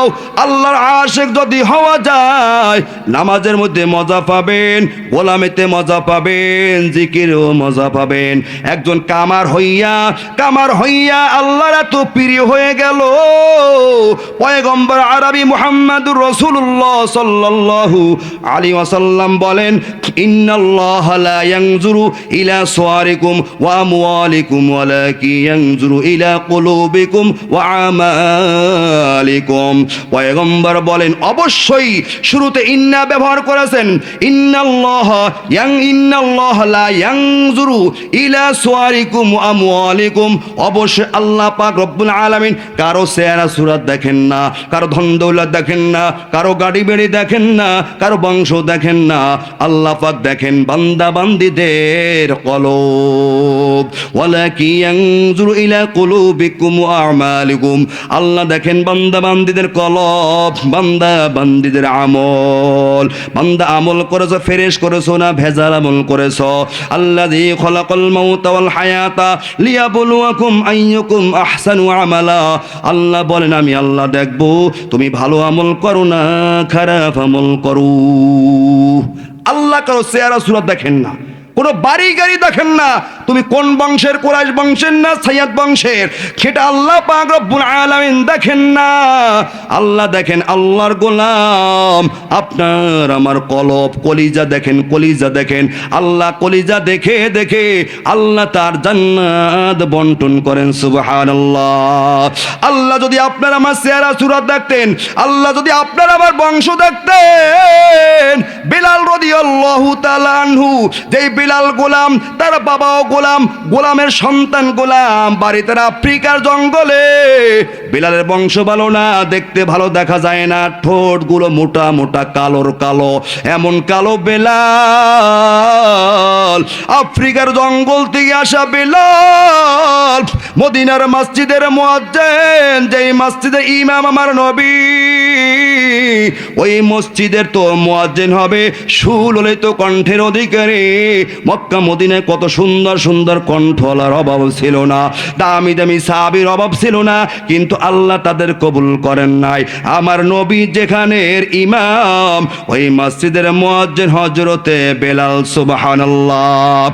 এটা কিন্তু চেহারা সুরাতে মুয়াজ্জিন হয় না, এই মুয়াজ্জিন কিন্তু টাকা পয়সা গাড়ি বাড়িতে হয় না, ওই মুয়াজ্জিন কিন্তু বংশের দ্বারা হয় না, ওই মুয়াজ্জিন সুন্দর কণ্ঠের দ্বারা হয় না, ওই মুয়াজ্জিন হয় কলজা পবিত্র দ্বারা। কত কোন ঠিক কিনা? বেলাল দেখতে যদি কালো কালো, কিন্তু বেলালের কলিজার মধ্যে ছিল আল্লাহর মহব্বতের আলো। কত কোন ঠিক কিনা? বেলাল রাদিয়াল্লাহু তাআলা আনহু আযান দেন, তোতলা কারণ বেঈমানের ঘরের বেঈমানরা বেলালকে আযাব দিত। বেলাল যখন বলতেন আল্লাহ আহাদ আহাদ আহাদ, উমাইয়া বেঈমান বারবার বলতো, বেলাল আহাদ বলবি না, আল্লাহ লা ডাকবি না, তোর আল্লাহ যদি ফের ডাক দাও তোমাকে উচিত শিক্ষা দাও। বেলাল বলে, না না না না, যতই আযাব দাও না কেন, নিষেধ করো না কেন, আল্লাহর নামের জিকিরের মধ্যে এত মজা, এত স্বাদ পেয়েছি যা দুনিয়ার কিছুর ভিতর নাই। বেলাল যখন একবার আহাদ বললেন, উমাইয়া বেঈমানরা জ্বলন্ত অঙ্গার মুখের মধ্যে ঢুকাইয়া দিল, যার কারণে বেলালের জিহ্বা পুড়ে গেল, হরফ উচ্চারণ করতে পারে না ঠিক মতো। সাহাবায়ে কেরাম, কিছু সাহাবারা বায়না শুরু করলো, পয়গম্বর যেই মসজিদের ইমাম আপনি, ওই মসজিদের মুয়াজ্জিন বেলাল, তোতলা ঠিক মতো হরফ উচ্চারণ হয় না। কাফেররা সমালোচনা করে, সুন্দর কণ্ঠ দিয়ে আজান হওয়া দরকার, ভালো মুয়াজ্জিনের দরকার, নবী আমার কথা কয় না। সাহাবায়ে কেরাম পরামর্শ করেন, ওই দিন সুললিত কণ্ঠওয়ালা একজন মুয়াজ্জিন হাজির হয়ে গেল। সে বেলাল রাদিয়াল্লাহু তাআলা আনহুকে মুয়াজ্জিনের কাতার থেকে সরাইয়া দিল। মুয়াজ্জিনের নামটা মুয়াজ্জিনের দপ্তর থেকে কেটে সুললিত কণ্ঠওয়ালা মুয়াজ্জিন নিযুক্ত হয়ে গেল। বেলাল রাদিয়াল্লাহু তাআলা আনহু মসজিদে গিয়ে সিজদায় পড়ে কাঁদে, ও মালিক বানাইয়েছো আমাকে গোলাম, বাড়ি আমার মক্কায় না মদিনায় না, বানাইয়েছো তোতলা, আল্লাহ মুয়াজ্জিনের খাতা থেকে আমার নামটা কেটে গেল। বেলাল রাদিয়াল্লাহু তাআলা চোখের পানি ফেলাই আল্লাহর দরবারে কাঁদে। এইদিকে সুললিত কণ্ঠে ফজরের আজান হয়। আজান তো হয়ে গেল, রাত্র দাঁড়াই রয়েছে, রাত্র আর পোহায় না, ফেরেশ পরিষ্কার হয় না। জিব্রাইল আমিন হাজির হয়ে গেল। জিব্রাইল ডাক দিয়ে কয়, ও পয়গম্বর আজকে কি মসজিদে নববীতে ফজরের আজান কি হয় নাই? নবী আমার বলেন কেন হয় নাই?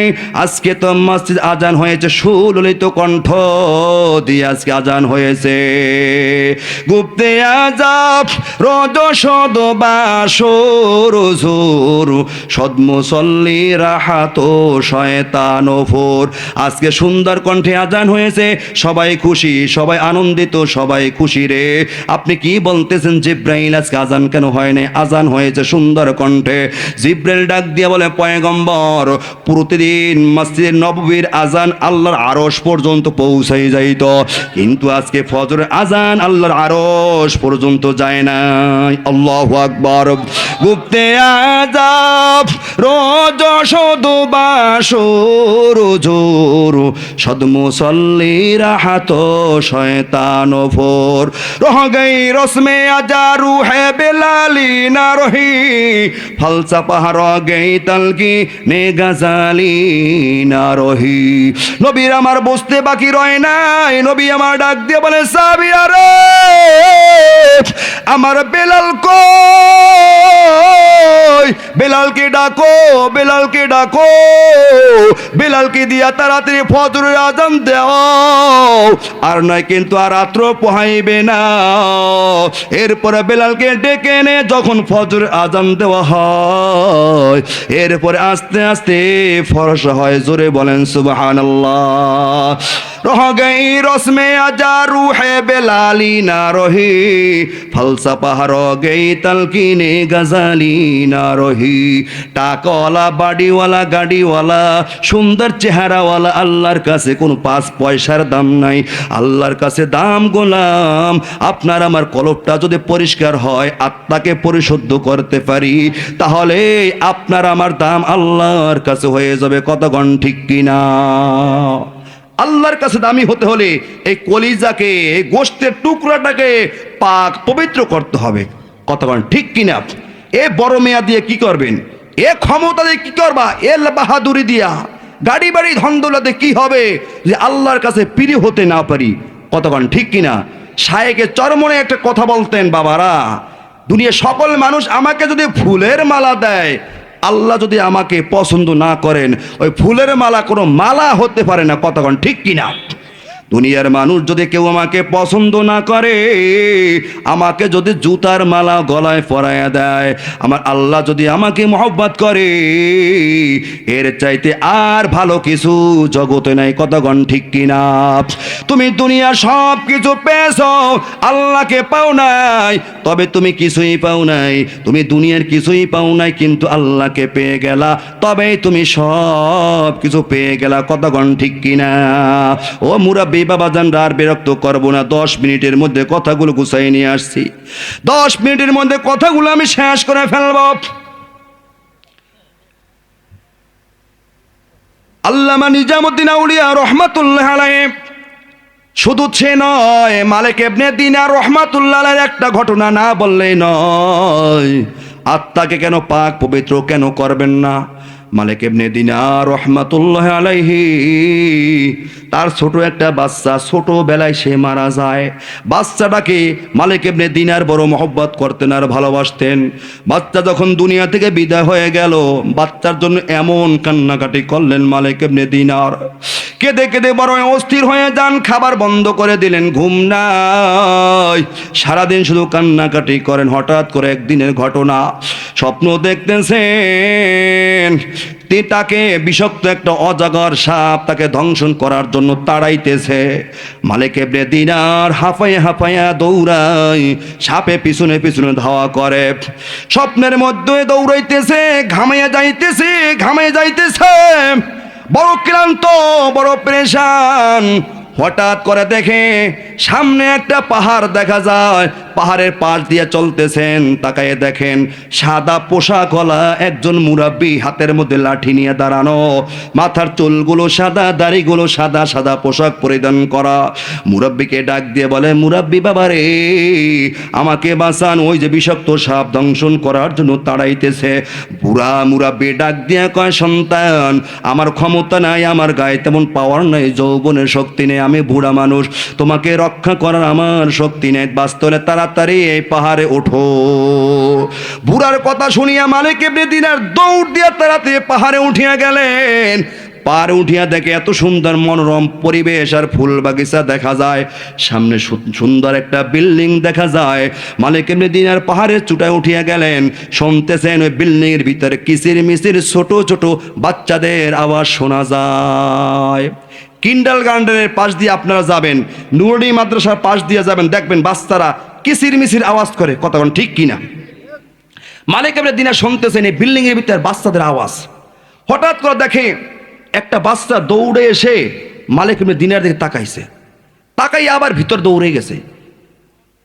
মালিক ইবনে দিনার দেখলেন বাচ্চা আমাকে দেখে ভিতরে ঢুকে গেল। ইতিমধ্যে তাকাই দেখেন তার ওই যে মেয়েটা মারা গেছে, ও বিল্ডিং থেকে দৌড়ে এসে বলছে, আব্বা আপনি এখানে কোথা থেকে আসলেন, এখানে কোথা থেকে আপনি আসলেন? তখন মালিক ইবনে দিনার সব ঘটনা বললেন, মা এ বিষাক্ত সাপ আমাকে দংশন করার জন্য তাড়াইতেছে, আমি কোনো কুল কিনারা পাইনি, দৌড়িয়া সামনে আসলাম, একজন মুরাব্বিকে পাইলাম, সে আমাকে রক্ষা করলো না, সে দেখাই দিল বাস্তবে তাড়াতাড়ি পাহাড়ে চড়ো। আমি দৌড়ে পাহাড়ে চড়ে আসলাম। বাচ্চা ডাক দিয়ে বলে, আব্বা রে, ওই মুরাব্বি বাবা যে আপনাকে রক্ষা করতে পারে না, বুড়া হয়ে গিয়েছে, চুল দাড়ি পেকে সাদা হয়ে গেল, ওটা আপনার নেক আমল, আর বিষাক্ত অজাগার আপনাকে দংশন করার জন্য ধাওয়াইতেছে, এটা হলো আপনার গুনাহ, আপনার বদামল।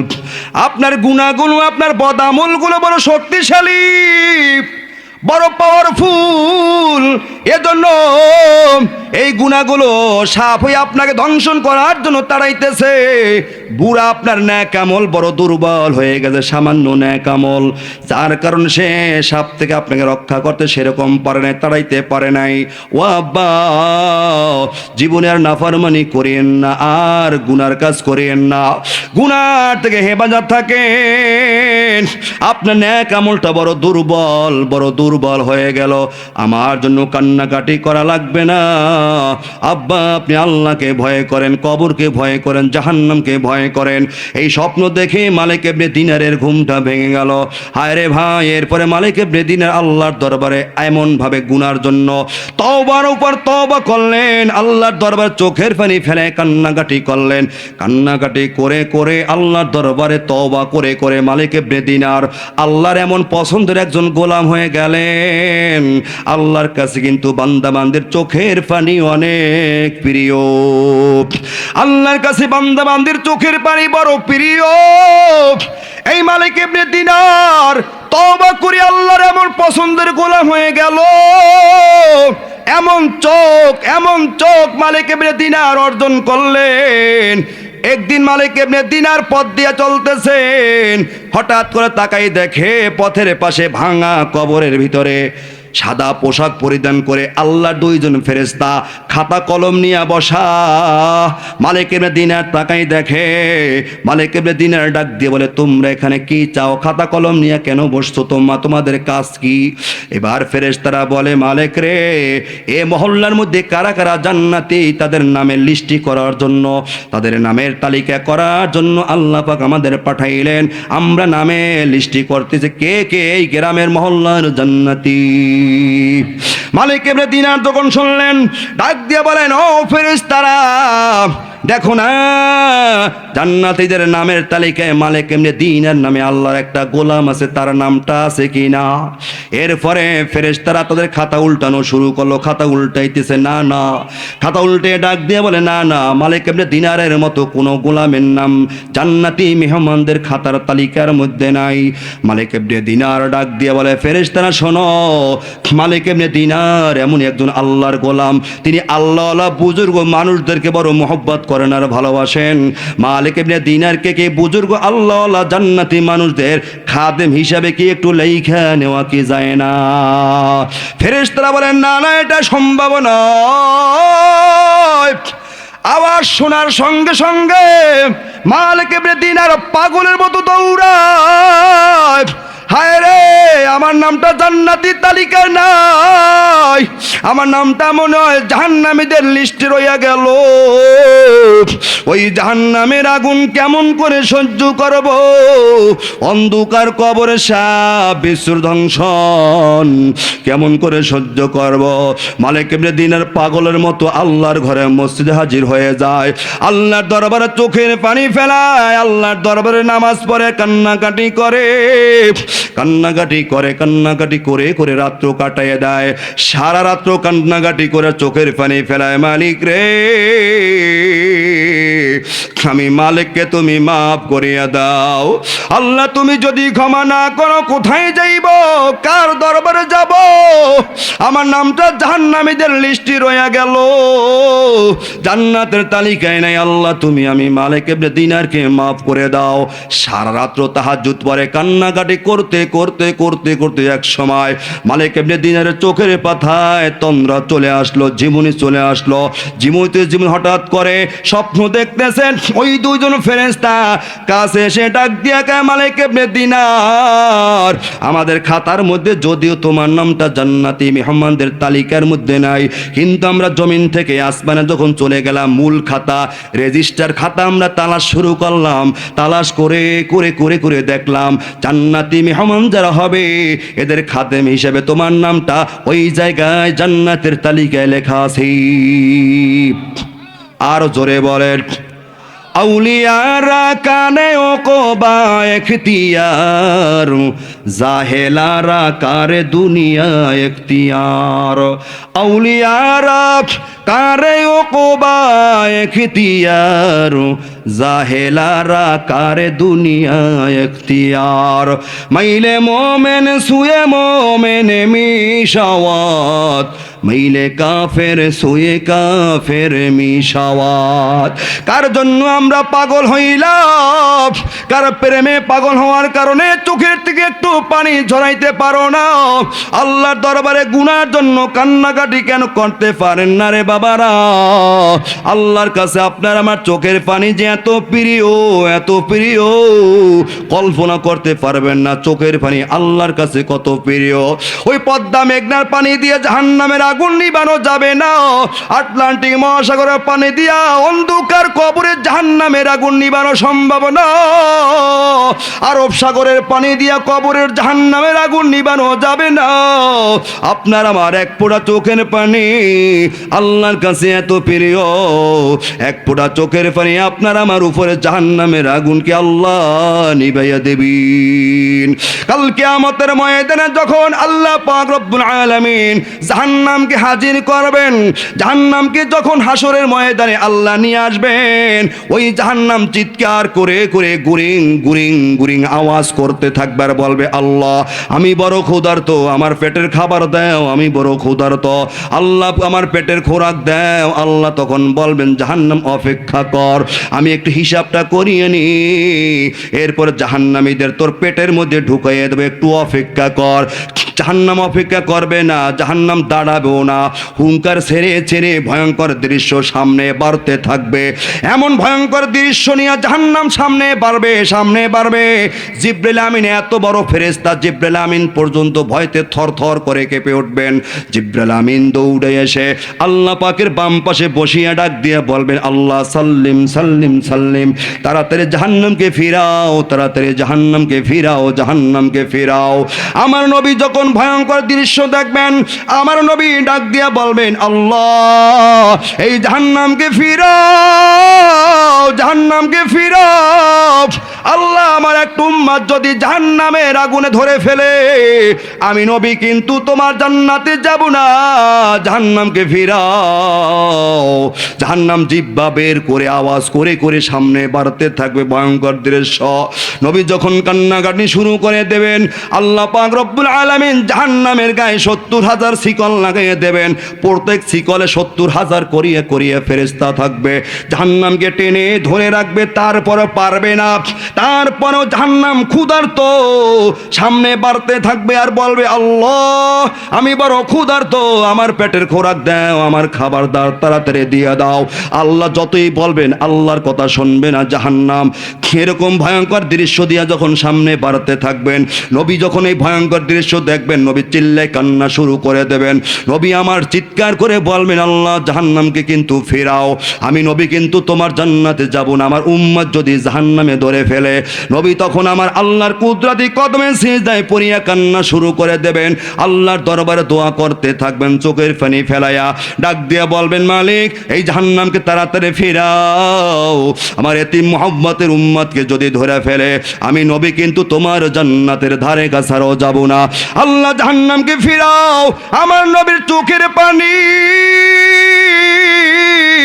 আমার নবীর কান্নাকাটি আর চোখের পানির কারণে আল্লাহ পাক রব্বুল আরশ উঠে যাবে আশিকারা আর জুয়ে দিগারাত, বুলবুলারা গুপ্ত গুয়ে দিগারাস, এই জমিরা আসমানে দেগারাস, হর গোলেরা রঙ্গ বুয়ে দেগারাস, মিল্লাতে আশিক যা মিল্লাত হাজুদাস, আশিকারা মিল্লাত মজহব জুদাস, মিয়ানে আম শেকম আশুক চেরমজিস, কেরামান কাতিবিরা হাম খবরুনিস। নবী আমার আল্লাহর কুদরতি কদমে সিজদায় পড়ে যখন কান্নাকাটি শুরু করবেন, আল্লাহ পাক সহ্য করতে পারবেন না, আমার আল্লাহ রহমতের দরিয়ায় জোশ উঠে যাবে। আল্লাহ পাক রব্বুল আলামিন বরদাস্ত করতে পারবে না বন্ধুর চোখের পানি। আল্লাহ কুদরতি ডান হাতটা নবীর মাথায় দিয়ে সান্ত্বনার বাণী শোনাবেন আর বলতে থাকবেন ও বন্ধু আর কেঁদো না, ওয়ালা সাউফা ইউতিকা রাব্বুকা ফাতারদা, বন্ধু আজকে আমি তোমাকে খুশি করে ছাড়ব। ও বন্ধু আর কেঁদো না, কি তোমার প্রয়োজন আমার কাছে চাও, আমি আল্লাহ আজকে তোমার সব দোয়া দরখাস্ত মঞ্জুর করে নেব। আমার নবীর চোখের পানির কারণে আল্লাহ পাক রব্বুল আলামিন একটু সামান্য পানি, যেই কথা বোঝানোর জন্য এতগুলো কথা আমি বলতেছি, এত একটু পানি আল্লাহ পাক ফেরেশতার হাতে দিয়ে বলবেন ফেরেশতারা এই পানিটুকু জাহান্নামের গায়ে ছিটা মারো। পানিটুকু ফেরেশতারা জাহান্নামের দিকে ছিটা মারবে, অমনি জাহান্নাম পিছনের দিকে দৌড় শুরু করবে। ফেরেশতারা অবাক হয়ে যাবেন, কারণ যেই জাহান্নামকে টেনে ধরে রাখতে পারি না এতগুলো শিকল লাগাইয়া, আজকে জাহান্নামের দিকে সামান্য একটু পানি নিক্ষেপ করা মাত্র যেই পানি জাহান্নামের ধারে কাছারও যায় নাই, জাহান্নাম পিছনে দৌড় শুরু করলো। আল্লাহ এটা কি হাউজে কাউসারের পানি নাকি আবে জমজমের পানি নাকি আবে হায়াতের পানি, আল্লাহ কিছুই বোঝে আসে না। জাহান্নাম পিছনে কেন দৌড় শুরু করলো? আল্লাহ পাক ওই দিন ডাক দিয়া বলবেন ফেরেশতারা শোন, হাউজে কাউসারের পানিও নাম, আবে জমজমের পানিও নাম, আবে হায়াতের পানিও না, এটা আমার গুনাহগার বান্দা বান্দির চোখের পানি, আমার বন্ধুর উম্মতের চোখের পানি। বন্ধুর উম্মতেরা, আমার গোলামেরা, আমার বান্দা বান্দিরা জীবনে নাফরমানি করেছে, অন্যায় করেছে, অপরাধ করেছে, আমি আল্লাহর ভয়েতে নামাজের মুসল্লায় পড়িয়া, সিজদায় পড়িয়া, তাহাজ্জুদ নামাজে পড়িয়া আমি আল্লাহর দরবারে কান্নাকাটি করেছে। জাহান্নামের ভয়েতে আমি আল্লাহ আমার বান্দা বান্দির চোখের পানি বড় যত্ন সহকারে রেখেছি। এটা হলো আমার বান্দা বান্দির চোখের পানির পাওয়ার। জোরে বলেন সুবহানাল্লাহ। ও মুরাবি বাবারা, গোপালগঞ্জের যুবক, ও এলাকার মা বোনেরা, কানটা লাগায় শোনো রে মাগো, তোমার আমার চোখের পানির এমন পাওয়ার পয়গম্বর আরবি মুহাম্মাদুর রাসূলুল্লাহ সাল্লাল্লাহু আলাইহি ওয়াসাল্লাম হাদিসের মধ্যে বলেন, ওয়ান আব্দুল্লাহ ইবনে মাসউদ রাদিয়াল্লাহু তাআলা আন্নাহু ক্বাল ক্বালা রাসূলুল্লাহ সাল্লাল্লাহু আলাইহি ওয়াসাল্লাম মা মিন আবদিন মুমিনিন ইয়াখরুজু মিন আইনাহি দুমু ওয়া ইন কানা মিসলা রাসি যুবাব মিন খাশিয়াতিল্লাহ সুম্মা ইউসিবু শাইয়াম মিন হাররি ওয়াজহি ইল্লা হারামাহুল্লাহু আলান নার। পয়গম্বর আরবি বলেন, আমার যে যে উম্মত, এরে উম্মতের দল, যদি চোখের থেকে মাছির মাথা পরিমাণ, মাছির মাথা বরাবর এক ফোঁটা চোখের পানি যদি হায়াতের জিন্দেগিতে আমি আল্লাহর ভয়েতে নবী আমার বলেন আল্লাহর ভয়েতে জাহান্নামের আগুনের ভয়েতে যদি হায়াতের জীবনে এক ফোঁটা চোখের পানি মাছির মাথা বরাবর, জুবাব বলছেন হাদিসের মধ্যে, জুবাব মানে মাছির মাথা, এই জুবাব মানে মাছির মাথা পরিমাণে এক ফোঁটা চোখের পানি যদি আল্লাহর ভয়েতে জাহান্নামের ভয়েতে ফেলাইতে পারো রে বাবা জানরা, আল্লাহ পাক বলেন, পয়গম্বর হাদিসের মধ্যে বলেন, আল্লাহ পাক ওই চোখ বরং ওই বডিটা জাহান্নামের জন্য হারাম বানাইয়া দেবেন। বেশি নয় এক ফোঁটা চোখের পানি চায়। ওই চোখ আল্লাহর কাছে বড় দামি, যেই চোখে কান্না নাই ওই চোখ আল্লাহর কাছে দামি না। ওই চোখের কোনো দাম নাই যেই চোখে কান্না নাই। কান্নাওয়ালা চোখের বড় দাম। কান্নাওয়ালা চোখ আল্লাহর কাছে দোয়া করো, আল্লাহ কান্নাওয়ালা চক্ষু দান করো, আল্লাহ কান্নাওয়ালা চক্ষু দেখ। যেই চোখে পানি নাই, যেই চোখে কান্না নাই, ওই চোখ হইতে পারে না। ওই চোখের কোনো দাম নাই। যেই চোখে কান্না আছে, যেই চোখে কান্নার পানি আছে, ওই চোখ আল্লাহর কাছে বড় দামি। জোরে বলেন সুবহানাল্লাহ। জাহান্নামের আগুন কবরে জ্বলবে, ওই জাহান্নামের আগুন পদ্মার পানি দিয়ে নিবানো যাবে না, আটলান্টিক সাগরের পানি দিলেও নেবে না, পদ্মা মেঘনার পানি দিলেও নেবে না। আমি আপনি যদি জাহান্নামের আগুনের ভয়েতে চোখ দিয়ে পানি ফেলাইতে পারি, অন্ধকার কবর আমার আল্লাহ আপনার জন্য আমার জন্য জান্নাতের বাগান বানাইয়া দেবেন। আজকে চোখ দিয়া ছেলের জন্য কাঁদো, এই চোখ দিয়া মেয়ের জন্য কাঁদো, এই চোখ দিয়া আরো কত বন্ধু বান্ধবের জন্য কাঁদো, ছেলে বিদেশের বাড়িতে ছেলের জন্য কাঁদো। এই চোখ দিয়ে তাদের জন্য না কান্নাকাটি করিয়া নিজের জন্য কান্নাকাটি করেন, জাহান্নামের আগুনের ভয়তে কাঁদেন। আজকে যাদের জন্য কান্নাকাটি করি, যাদের পিছনে দৌড়ে সময়টা নষ্ট করে ফেলতেছি, হায়াতের জিন্দেগির মহামূল্যবান সময়টা বরবাদ করে দিতেছি, তারা কিন্তু অন্ধকার কবরে আপনার আমার বন্ধু হবে না, সাথী হবে না। অন্ধকার কবরে একমাত্র আপনার আমার সাথী হলো আমার আল্লাহ। কতক্ষণ ঠিক কিনা? এজন্য দুনিয়া থেকে আল্লাহর গোলামি করিয়া, আল্লাহর কদমে সেজদা দিয়া, আল্লাহকে বন্ধু বানাইয়া, আল্লাহর আশিক হইয়া, আল্লাহর কাঠুরিয়া যেরকম ভাবে ওই যে কামার আল্লাহর আশিক হইয়া দুনিয়া থেকে গোলামি করিয়া আল্লাহর জান্নাত পাইয়া গেলেন, ওই রকম আল্লাহর আশিক হইয়া আল্লাহর গোলামি করো। আল্লাহর গোলামি করে আল্লাহকে বন্ধু বানাইয়া আল্লাহর কবরে যাও, আল্লাহ আপনার আমার কবরটা রওজাতুম মিন রিয়াজিল জান্নাহ বানাইয়া দেবেন।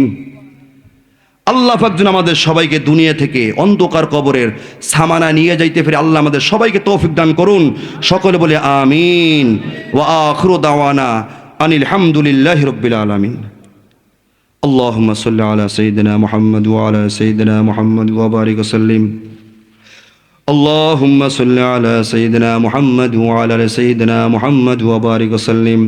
أستغفر الله ربي من كل ذنب وأتوب إليه لا حول ولا قوة إلا بالله العلي العظيم. أستغفر الله ربي من كل ذنب وأتوب إليه لا حول ولا قوة إلا بالله العلي العظيم. কোনো কথা আছে নাকি? الحمد لله رب العالمين. الصلاة والسلام على سيدنا محمد وآله وصحابه أجمعين. يا أرحم الراحمين يا أرحم الراحمين يا أرحم الراحمين. رب ارحمهما كما ربياني صغيرا.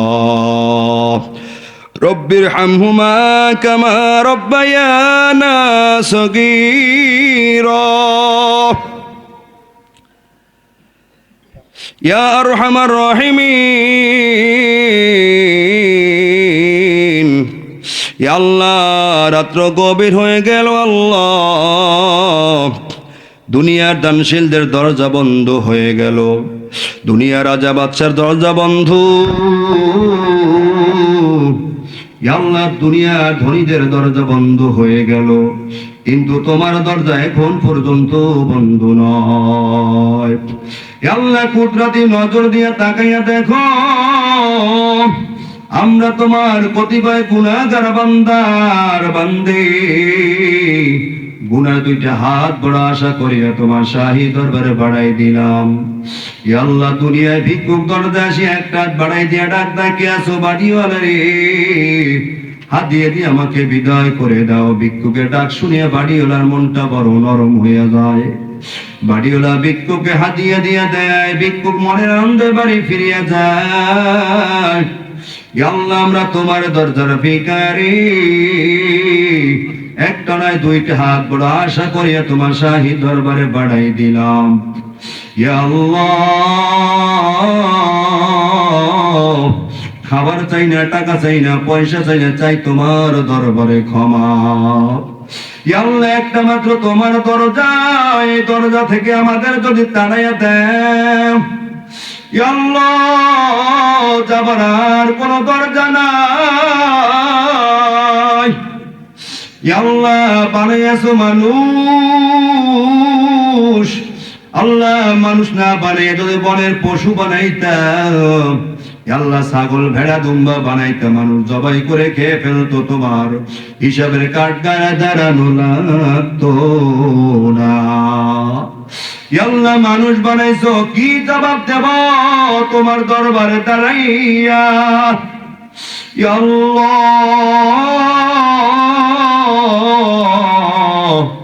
আয়াতের জীবনে কত নাফরমানি করলাম, কত অপরাধ করলাম। আল্লাহ, মেহেরবানি করে আমাদের জীবনের সব গুনাহগুলো মাফ করিয়া দাও। আল্লাহ, মা মাটির অন্ধকার কবরে, বাবা কবরে, দাদা দাদি কবরে, নানা নানি কবরে, পুকুর পাড়ে, বাঁশ বাগানে বড় এতিম,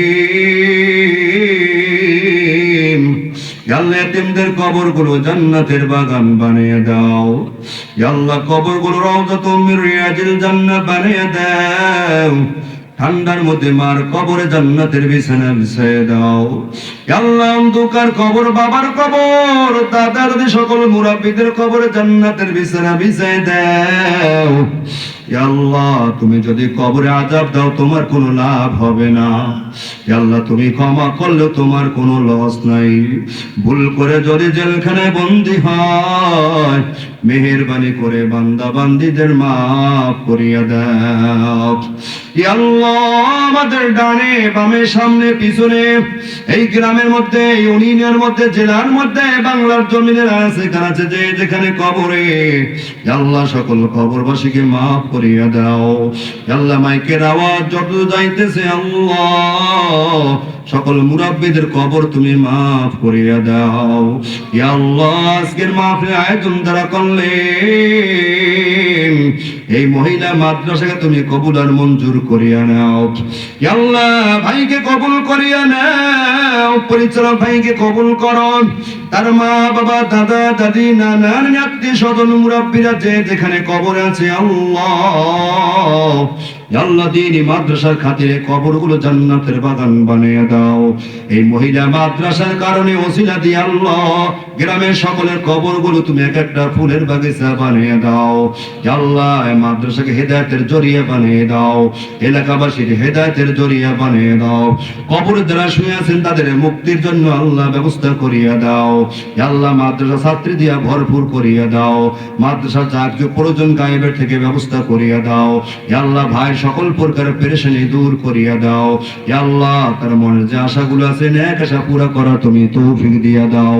আল্লাহ, এলাকাবাসী তেল মন মাদ্রাসা মুখে ঝুঁকাইয়া দাও। এই কোরআন নামক বৃক্ষর উপরে আমরা সকলে দান করার তৌফিক দাও। আল্লাহ, মাদ্রাসার মহব্বত কলিজার মধ্যে নিয়ে কবরে যাওয়ার তৌফিক দিয়া দাও। এই মাদ্রাসায় কোরআন পড়ানো হয়, আল্লাহ আমার বোনেরা যেন সই সুন্দর মতো কোরআন তেলাওয়াত করতে পারে সে তৌফিক দিয়া দাও। কোরআন তেলাওয়াতের সওয়াবগুলো সকলের মুর্দাদের কবরে পৌঁছাই দিও। আল্লাহ, মুরাব্বি দাড়ি পাকা বাবার হাত তুলেছে, রাত্র প্রায় 12টা বেজে আসতেছে, আল্লাহ আমাকে ফেলাইয়া তারা ঘরে ফিরে আরামের বিছানায়, গরম রাত কম্বলের বিছানায় যায় নাই। আল্লাহ কোরআনের মহব্বতে দীর্ঘ রাত পর্যন্ত বসিয়ে গেলেন। আল্লাহ মুরাব্বি বাবাদেরকে তুমি কবুল আর মঞ্জুর করিয়া নাও। কোরআনের মালাটা গলার মালা বানাইয়া দাও। কোরআনটা অন্ধকার কবরে বন্ধু বানাইয়া দিও। আল্লাহ আল্লাহ কোরআনের সুপারিশ পর তুমি তৌফিক দিয়া দিও। আল্লাহ মুরাব্বি বাবার হাত তুলেছে, যুবক ভাইয়ের হাত তুলেছে, উলামায়ে কেরাম হাত তুলেছেন, মাসুম বাচ্চারা হাত তুলেছেন, মা বোনরা হাত তুলেছেন। কার দুইটা হাত তোমার পছন্দ হয় আল্লাহ জানি না, যার হাত দুইটা তোমার বড় পছন্দ, হাতের ওসিলা করে আমাদের সকলে দোয়া দরখাস্ত কবুল আর মঞ্জুর করিয়া নাও। অসুস্থ যারা আছে আল্লাহ সুস্থ করিয়া দাও। আল্লাহ অনেক অসুস্থ আছে, সুস্থ করিয়া দাও। প্রেশারির মধ্যে ভুগতেছি, আমাদের প্রেশারি দূর করিয়া দাও। সুবহান রাব্বিকা রাব্বিল ইজ্জাতি আম্মা ইয়াসিফুন ওয়া সালামুন আলাল মুরসালিন ওয়ালহামদুলিল্লাহি রাব্বিল আলামিন।